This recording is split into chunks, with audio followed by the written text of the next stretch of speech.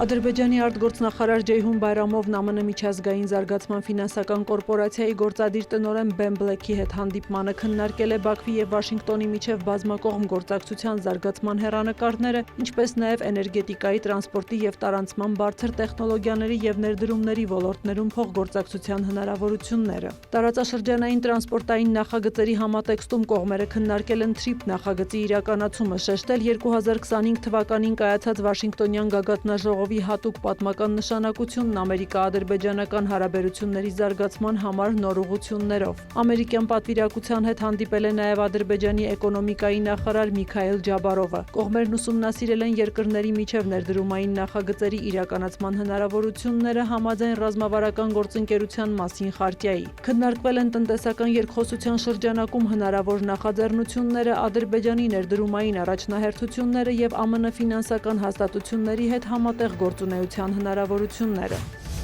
Ամերիկացի եւ իրանցի պաշտոնյաները հայտարարել են, որ մոտ օրերս նախատեսվում է Վաշինգտոնի եւ Թեհրանի միջև փոխըմբռնման հուշագրի ստորագրումը։ Ըստ Իրանի արտգործնախարար Աբբաս Արաղչիի, կողմերը կպարտավորվեն միմյանց դեմ պատերազմ չսկսել եւ կմեկնարկեն բանակցությունների երկրորդ փուլը։ 60 օրվա ընթացքում պետք է ձեռք բերվի վերջնական համաձայնագիր, որը հիմնականում կկենտրոնանա Իրանի միջուկային ծրագրի եւ երկրի դեմ պատժամիջոցների վերացման վրա։ Պակիստանի վարչապետ Շեհբազ Շարիֆը հայտարարել է, որ խաղաղության համաձայնությունն ամենայն հավանականությամբ ձեռք կբերվի առաջիկա 24 ժամվա ընթացքում։ Դրանից անմիջապես հետո Պակիստանը պատրաստվում է փաստաթղթի էլեկտրոնային ստորագրմանը, իսկ հաջորդ շաբաթվա ընթացքում տեղի կունենան տեխնիկական բանակցություններ։ Իրանի արտգործնախարարության խոսնակ Էսմայիլ Բաղային էլ նշել է, որ հունիսի 14-ին համաձայնագրի կնքում չի լինի, սակայն չի բացառվում, որ դա տեղի կունենա առաջիկա օրերին։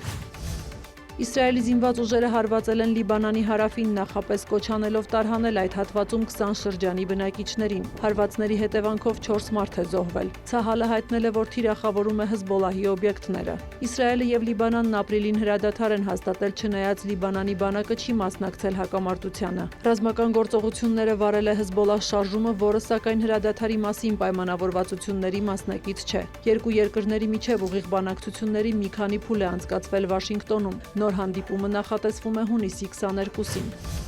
Ռուսաստանի նախագահ Վլադիմիր Պուտինը հայտարարել է, որ ռուսական բանակն առաջ է շարժվում բոլոր ուղղություններով եւ պահպանում է ռազմավարական առավելությունը։ Ավելի վաղ Պուտինը հրամանագիր էր ստորագրել, որով երկրի զինված ուժերի թույլատրելի թվաքանակը հասցվել է 2.399.000-ի, որից 1.5 միլիոնը զինծառայողներ են։ Նա նաեւ հայտարարել էր, որ պատերազմում ներգրավված զինվորականների թիվը գերազանցում է 700,000-ը։ Իր հերթին ՄԱԿ-ը հայտնել է, որ մայիսին Ուկրաինայում զոհվել է 274 խաղաղ բնակիչ, վիրավորվել 1763-ը։ Դա ավելի մեծ թիվ է, քան 2022 թվականի ապրիլից ի վեր ցանկացած այլ ամիս։ Նշվում է, որ կորուստների աճի հիմնական պատճառը Ռուսաստանի կողմից զինամթերքի կիրառումն է քաղաքային շրջաններում։ Միևնույն ժամանակ Մոսկվան եւ Կիևը հայտնել են փոխադարձ նոր հարվածների մասին։ Երկու կողմում էլ կան զոհեր եւ վիրավորներ։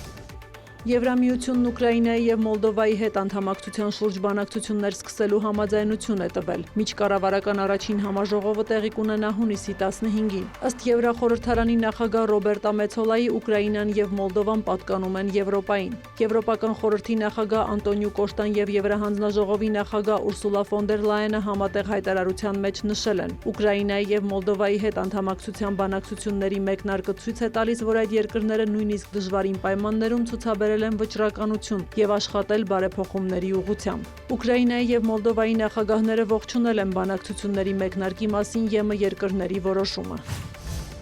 Մեծ Բրիտանիայի թագավորական ընտանիքը մասնակցել է Լոնդոնում թագավորի ծննդյան օրվա շքերթին։ Սա բրիտանացի միապետի պաշտոնական ծննդյան օրվա համազգային տոնակատարությունն է եւ 1748 թվականից սկսած նշվում է ամեն տարի հունիսին։ Շքերթին մասնակցում է 1400 զինվոր, 200 նժույգ եւ 400 երաժիշտ։ Սյուզաննա Չրաղյան, լուրեր։